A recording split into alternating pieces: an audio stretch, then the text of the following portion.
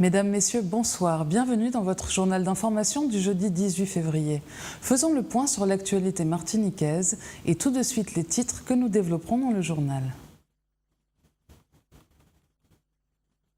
La première rencontre e-santé avait lieu aujourd'hui au Palais des Congrès de Madiana. L'hôtel Simon, Pointe-Simon à Fort-de-France, ouvrait ses portes à la presse aujourd'hui. Le service médiation de la ville du Gros Morne était inauguré ce matin.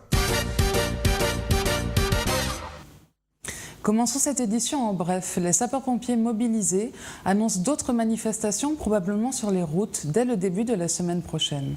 Décision prise suite à leur rencontre d'hier après-midi avec l'association des maires à la Maison des collectivités à l'Étang-Abricot. Aucun accord avec les maires n'a été trouvé, en particulier avec ceux n'ayant pas payé leurs dettes au service d'incendie et de secours. Et parlons santé à présent. La première rencontre e-santé se déroulait aujourd'hui au Palais des Congrès de Madiana. L'objectif ? Promouvoir le numérique au service de la santé en incitant les professionnels de santé à devenir des acteurs de ce virage numérique. Manuela Montlouis s'y est rendue. Reportage. Promouvoir le numérique au service de la santé en Martinique, tel était le thème de la première rencontre e-santé qui s'est tenue aujourd'hui au Palais des Congrès de Madiana. Pour l'Agence régionale de santé, organisatrice de l'événement, l'objectif est clair, développer la place du numérique dans le système de santé en Martinique, c'est-à-dire dans les pratiques professionnelles comme l'accès aux soins, la disponibilité des informations ou encore les contraintes de déplacement. Cette rencontre était pour nous l'occasion d'inviter les professionnels de santé à prendre connaissance de tout ce qui se faisait déjà dans ce domaine de la e-santé en Martinique, de leur présenter tout ce cadre de logiciels et d'outils qu'ils avaient à leur disposition, de façon à ce qu'ils entrent en action pour utiliser l'ensemble de ces outils pour faciliter le partage et les échanges d'informations entre eux. La e-santé, c'est quoi? C'est l'informatisation des hôpitaux, c'est la messagerie sécurisée de santé qui permettent aux médecins, aux infirmiers d'échanger entre eux de façon sécurisée avec des données cryptées que n'importe qui ne peut pas prendre au passage. C'est la mise en place de la télémédecine entre les maisons, les EHPAD et le CHUM, entre les infirmières de ville et d'autres médecins. Bref, ce sont tous ces outils qui permettent aux professionnels de santé de mieux diagnostiquer et d'avoir une plus grande facilité de travail auprès des patients. Les professionnels de santé ne sont pas les seuls bénéficiaires des avantages de la e-santé. Pour l'ARS, elle représente aussi une solution pour les patients face aux contraintes du système de soins en Martinique. Un énorme intérêt pour le patient. Si je prends le cas du cancer, par exemple, quand un professionnel de santé de la Martinique peut avoir l'aide, l'accompagnement de professionnels de santé qui se trouvent en métropole, en Europe, et raccourcir ou encore sécuriser les conclusions diagnostiques, pour le patient, avoir un diagnostic plus fiable, plus rapide, c'est donc mettre en place une thérapie plus fiable, plus rapidement en place, et donc un confort de la santé qui est vraiment non négligeable.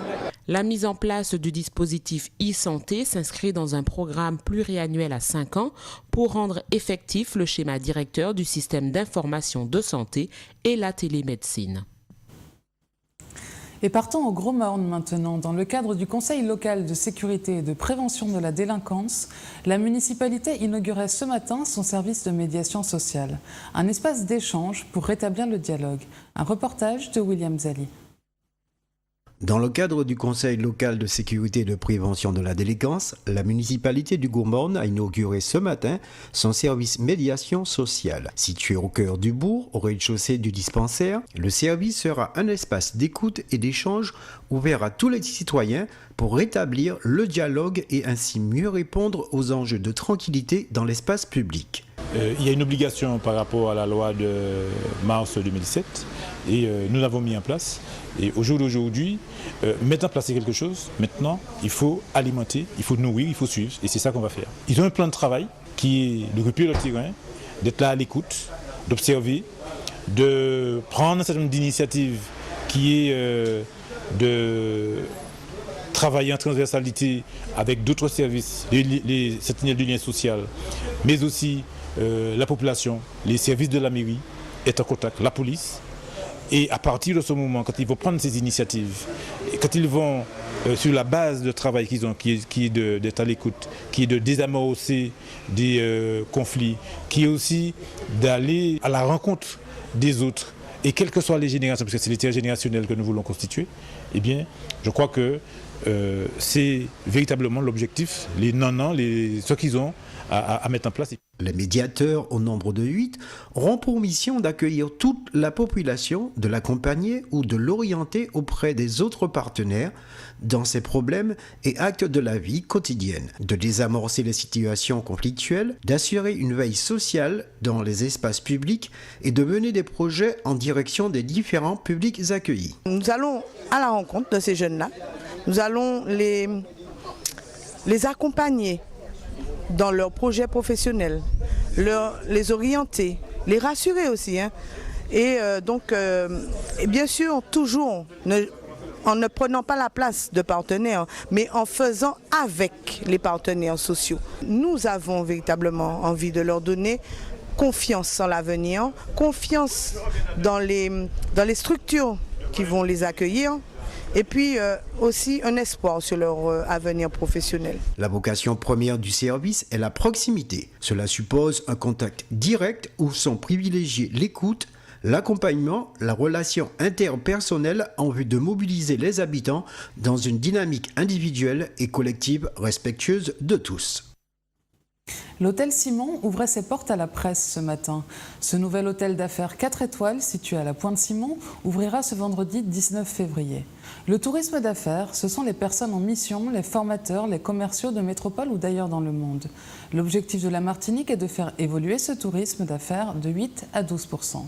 Walter Pintor a suivi la visite. Reportage. Aujourd'hui, la presse a été invitée à visiter en exclusivité le Simon Hôtel, dont l'ouverture est prévue prochainement dès l'aval de la commission de sécurité. Situé en plein cœur de la ville capitale, ce dernier allie design contemporain et fonctionnalité optimale.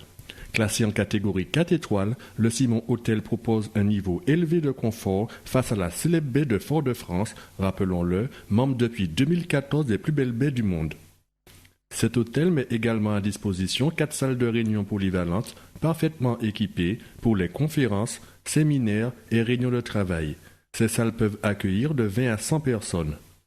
Olivier Rosselet, directeur général du Simon Hôtel, et Valérie De Guitre, directrice commerciale et marketing, nous en disent un peu plus sur ce nouvel hôtel. L'hôtel est déjà neuf, un très bel outil que vous avez pu visiter avec des infrastructures modernes qui veulent vraiment être en phase avec l'hôtellerie internationale de niveau 4 étoiles. Après, je pense que la population martiniquaise sera ravie de pouvoir découvrir la cuisine de l'hôtel, et notamment la cuisine de notre chef Marcel Ravin, qui va donner sa signature sur un bistrot que vous voyez derrière moi, et puis sur un autre restaurant gastronomique qui ouvrira lui dans quelques semaines maintenant. Alors sur la politique commerciale, on est donc sur un établissement qui est classé 4 étoiles. Donc qui est plutôt marché business, mais qu'on essaye de développer au niveau du leisure. Au niveau de la tarification, on a fait des comparatifs auprès de nos confrères et se positionner donc raisonnablement sur un tarif chambre à partir de 130 € la nuit pour 1 à 2 personnes hors petit déjeuner. Donc au total, nous avons 91 chambres qui sont soit vue ville, soit vue baie, 2 appartements à partir de 240 € et un appartement à partir de 350 €. On a essayé bien sûr d'avoir un établissement bien positionné sur le business parce que c'était quelque chose qui manquait à la Martinique. On a également un marché séjour qui a bien parce qu'on a commencé déjà nos ventes. Et on a vu qu'on avait un gros retour sur du leisure, sachant qu'aujourd'hui, sur les prises de réservation, on a vraiment de toute nationalité, aussi bien européenne que américaine. Marcel Ravin, célèbre chef étoilé, assurera la supervision de la restauration du Simon Hôtel, composée de la brasserie, qui séduira tant la clientèle affaires que gourmande, avec cuisine simple mais élégante, et la table de Marcel, qui permettra à ses convives, dans un cadre plus intimiste, de découvrir la cuisine talentueuse de Marcel Ravin dans son restaurant signature. Marcel Ravin est un brillant chef martiniquais qui a commencé sa carrière à la Martinique et qui l'a poursuivi à Monaco. Son talent y a été reconnu et il a reçu son étoile à Monaco. Et nous avons trouvé qu'il serait agréable, mais je pense même nécessaire que nous, les Martiniquais, on puisse bénéficier des qualités culinaires de Marcel et que chaque Martiniquais, appréciant la bonne cuisine évidemment, puisse essayer et vienne avoir comme cela une belle expérience dans le restaurant qui s'appellera La Table de Marcel. C'est son restaurant signature où vous retrouverez évidemment la pâte mais les plats de Marcel Ravin. Nous rappelons que toute la partie restauration se fera sur réservation par téléphone ou par internet qui serait effectif à partir du 15 mars 2016. En bref, à nouveau, nous vous annoncions hier dans un reportage réalisé au studio Bétafé de Tivoli le concert de Betty Marolani ce samedi 20 février au Grand Carbet. Malheureusement, le concert a été annulé. Vous pouvez bien entendu vous faire rembourser votre ticket dans le point de vente où vous l'avez acheté. Et une rencontre pour clôturer cette édition. Marie-Jo, Marie-Joseph crée avec les tissus. Des vêtements, des bijoux, des accessoires de mode et de table. Marie-Jo Design laisse vivre son imagination. Nous l'avons rencontrée dans son atelier à Ducos. Reportage. Marie-Jo, Marie-Joseph est créatrice art déco textile. Elle a installé son atelier chez elle à Ducos, mais expose et vend ses créations dans une boutique du village des Trois-Îlets. C'est ici que je crée, que toutes mes idées me viennent et après tous les produits partent sur la boutique au village de la poterie. Le madras est devenu la signature de Marie-Jo Design.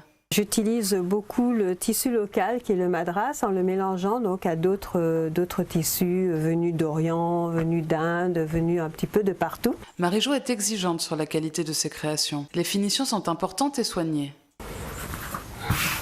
Donc là, je prépare mon produit, donc qui est un tablier, puisque je fais aussi de l'art de la table, des choses pour la cuisine. Donc là, ce sont des tabliers que je customise. Alors là, j'ai déjà mis mes bandes. Maintenant, je vais toutes les retourner et les épingler, parce que comme je n'aime pas quand le tissu part en biais, ça c'est made de Taïwan. Donc j'épingle tout pour que ce soit bien piqué, bien droit. Voilà. Je retourne dans la machine. Hop.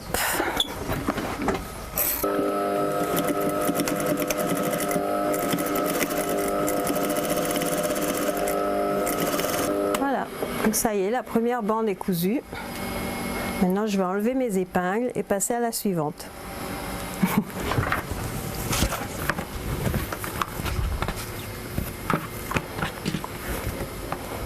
Marie-Jo, Marie-Joseph crée des bijoux, des vêtements, des accessoires de mode et de table aux couleurs caribéennes. Donc voilà notre petit tablier une fois qu'il est terminé. C'est la fin de cette édition. Merci de nous avoir suivis. Dans un instant, retrouvez les informations nationales et internationales avec Euronews. À 20h, un épisode de Poupounette. Et à 20h30, comme chaque jeudi, retrouvez votre émission Libre Antenne. Passez une agréable soirée sur Zouk TV. À demain.